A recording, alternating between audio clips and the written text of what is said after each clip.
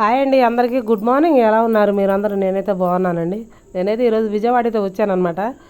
నేను ఏది పోయినా కానీ నాకు అదొక కొత్త ఫీలింగ్ లాగా ఉందండి. ఎందుకంటే ఎప్పుడు ఇంట్లో ఇంట్లో ఉండి ఇప్పుడు కొత్త కొత్త ఊర్లకు పోవాలంటే కొంచెం నాకైతే భలే థ్రిల్లింగ్ అనమాట. నేనైతే విజయవాడ బస్ స్టాండింగ్ అనమాట. ఇది చూడండి, మనుషులు ఎలా తగులుకుంటూ పోతున్నారు. ఇక్కడికి వచ్చేసరికి మంచి ఆకలేసిందండి. తెల్లవారుజామున బయలుదేరాము. 8 గంటల టిఫిన్ టైం అండి. టిఫిన్ చేద్దామని చెప్పేసి వచ్చామన్నమాట. పర్సులు ఎక్కడ కనిపించినా చిల్లర అయితే కనిపిస్తలేదు, దానికోసం ఎత్తుకుంటున్నాను. ఎక్కడైతే చూడండి టిఫిన్ టైం కాబట్టి అందరు ఎలా టోకెన్స్ అయితే తీసుకుంటున్నారు. ఎవరికి నచ్చిన ఫుడ్ వాళ్ళైతే ఆర్డర్ పెట్టుకొని తింటున్నారనమాట. ఇక్కడ చాలా బిజీగా ఉందండి. ఎంత పెద్ద అదో బస్ స్టాండింగ్. నేను అంటే మీ అందరికీ తెలిసిందే లేదు, కాకపోతే నేను చూస్తున్నాను ఇప్పుడే ఫస్ట్ టైం బస్ స్టాండింగ్ కూడా. ఎప్పుడు వచ్చినా ఆటోలలో ట్రైన్లలో తిరిగి వెళ్ళిపోయే వాళ్ళం. ఇలా బస్ స్టాండ్లోకి రావడం ఫస్ట్ అనమాట. ఇక్కడ టోకెన్లు అయితే మనం తీసుకుంటున్నాము. మేమైతే ఇక్కడ మనకి ఎవరికి నచ్చిన ఫుడ్ వాళ్ళు మేమైతే టోకెన్లలో సాంబార్ ఇడ్లీ తీసుకున్నాము. అదైతే బాగుంటుంది అని చెప్పేసి ఇక్కడైతే చూడండి మేమిద్దరం టిఫిన్ చేస్తున్నాం అనమాట. ఈ బస్ స్టాండింగ్ అంతా ఒకసారి అన్నీ చూసుకుంటున్నాము. ఇంత పెద్ద బస్ స్టాండింగ్ అని చెప్పేసి మొత్తానికైతే ఈరోజైతే నేనైతే విజయవాడలో ఉన్నానండి.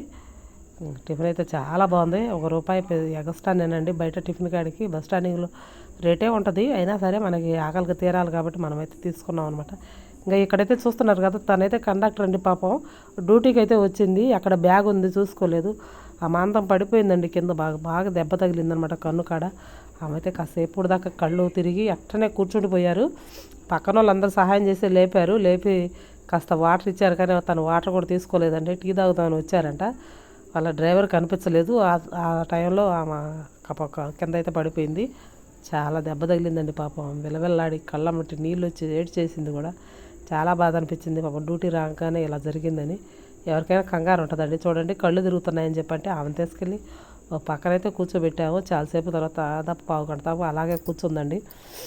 తర్వాత నడవలేకపోతుంటే పక్కనైతే కూర్చోబెడితే అక్కడ కూర్చున్న తర్వాత మీకేమన్నా కావాలా చెప్పండి, మేమైతే తెచ్చిస్తామని చెప్పి అడిగాను. లేదండి మా డ్రైవర్ గారు వస్తారు, తన దగ్గర ఎక్కడ ఉన్నారో తెలియదు అని చెప్పి వెతుక్కుంటుందండి టీ తాగుదామని. మొత్తానికైతే ఆమె కూడా చిన్నగా లేచి కాస్త నొప్పి అంతా తగ్గిన తర్వాత వెళ్ళి టీ అయితే తాగేసి డ్యూటీకి అయితే వెళ్ళిపోయారనమాట. కొన్నిసార్లు ఇలా దెబ్బలు అనుకోకుండా తగులుతాయండి ఎవరికైనా సరే మనకి. కాకపోతే మొత్తానికైతే ఆమె అయితే తన పనికైతే తను వెళ్ళిపోయింది, డ్యూటీ చేయాలి కాబట్టి.